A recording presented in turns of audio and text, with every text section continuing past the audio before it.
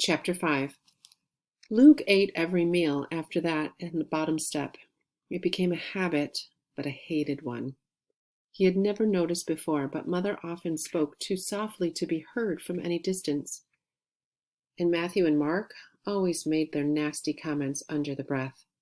So they would start laughing, often at Luke's expense, and he couldn't defend himself because he didn't know what was being said. He couldn't even hear Mother saying, "Now be nice, boys." After a week or two, a lot of the time, he didn't even try to listen to the rest of the family's conversation. But even he was curious the hot July day when the letter arrived about the pigs. Matthew brought the mail in that day from the mailbox at the crossroads a mile away. Luke had never seen them, of course, but Matthew and Mark had told them there were 3 mailboxes there, one for each of the families that lived on their road. Usually the gardener's mail was just bills or thin envelopes carrying curt orders from the government about how much corn to plant, which fertilizer to use, and where to take the crop when it was harvested. A letter from a relative was a cause to celebrate, and Mother always dropped whatever she was doing and sat down to open it with trembling hands, calling out at intervals, "Oh, Aunt Effie's in the hospital again," or "Lisa Beth's going to marry that fellow after all." Luke almost felt he knew his relatives, although they lived hundreds of miles away. And of course, they didn't even know he existed. The letters Mother wrote back painstakingly late at night, when she saved up enough money for a stamp, contained plenty of news of Matthew and Mark, but never once had mentioned Luke's name. This letter was as thick as some from Luke's grandmother, but it bore an official seal, and the return address was embossed, Department of Human Habitation, Environmental Standards Division. Matthew held the letter at arm's length, the way Luke had seen him hold dead baby pigs when they were to be carried out of the barn. Dad looked worried the minute he saw the letter in Matthew's hand.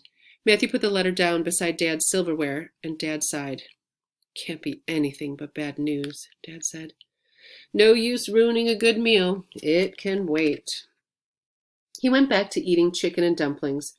Only after his last belch did he turn the envelope over and run a dirt-rimmed fingernail under the flap. He unfolded the letter. "It has come to our attention," he read aloud. "Well, so far I understand it." Then he read silently for a while, calling out at intervals, "Mother, what's awful?" And, "Where's that dictionary? Matthew, look up reciprocity." Finally, he threw down the whole thick packet and proclaimed, "They're going to make us get rid of our hogs." "What?" Matthew asked, more serious than Mark. He had talked for as long as anyone could remember about, "When I get my own farm, it's going to be all hogs. I'll make the government let me do that somehow." Now he looked over at Dad's shoulder. "You mean they're just going to make us sell a lot of them at one time, right? But we can build the herd back up." "Nope," Dad said. "Those people in them fancy new houses won't be able to stand pig smell. So we can't raise hogs no more." He threw the letter out into the center of the table for all to see. What'd they expect, building next to a farm? From his seat on the stairs, Luke had to hold himself back from going to fish the edge of the letter out of the chicken gravy and looking at it himself. "They can't do that, can they?" he asked. Nobody answered. Nobody needed to. Luke felt like a fool for asking as soon as the words were out of his mouth. For once, he was glad of his hiding place. Mother twisted a dish rag in her hand. "Those hogs are our bread and butter," she said. "With grain prices the way that they are, what are we going to live on?" Dad just looked at her. After a moment, so did Matthew and Mark. Luke didn't know why. Chapter 6. The tax bill arrived 2 weeks later, the day that Dad, Matthew, and Mark loaded the hogs onto the livestock trailer and took them all away. Most were going to the slaughterhouse. The ones too young and too small to bring a decent price were going to an auction for feeder pigs. Luke watched through the vent as the front of the house as Dad drove by in a battered pickup with each load. Matthew and Mark sat in the back of the pickup, making sure the trailer stayed hitched right, even 3 stories up. Luke couldn't see Matthew's hang-dog expression. Then when the three of them came into the house for dinner, after washing the last of the hog smell off of their hands in the mudroom, Dad handed Mother the tax bill without comment. She put down the wooden spoon she'd been using to stir the stew and unfolded the letter. Then she dropped it. Why, that's... She seemed to be doing the math in her head as she bent to retrieve it. That's 3 times what it usually is. There must be a mistake. Dad shook his head grimly. No mistake. I talked to Williker at the auction. The Willikers were their nearest neighbor, with a house 3 miles down the road.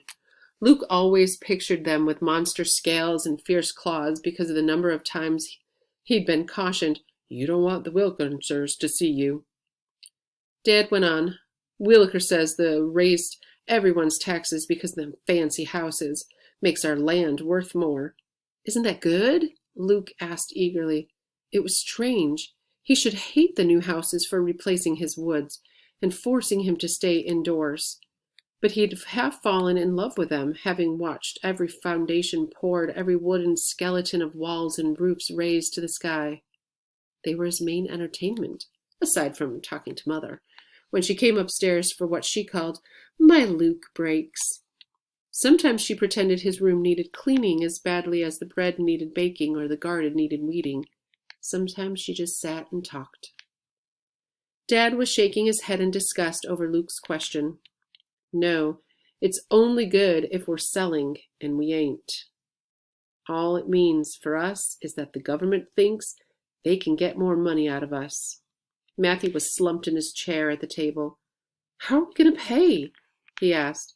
That's more than we got for all those hogs, and that's supposed to carry us through for a long time. Dad didn't answer. Even Mark, who normally had a smart alecky comeback for everything, he was stupefied. Mother had turned back to her stew. I got my work permit today, she said softly. The factory's hiring. If I get on there, I can maybe get an advance on my paycheck. Luke's jaw dropped. You can't go to work, he said. Who will... He wanted to say, who will stay with me, or who will I talk to all day when everyone else is outside? But that seemed too selfish. Luke looked around. No one else looked surprised by Mother's news. He shut his mouth.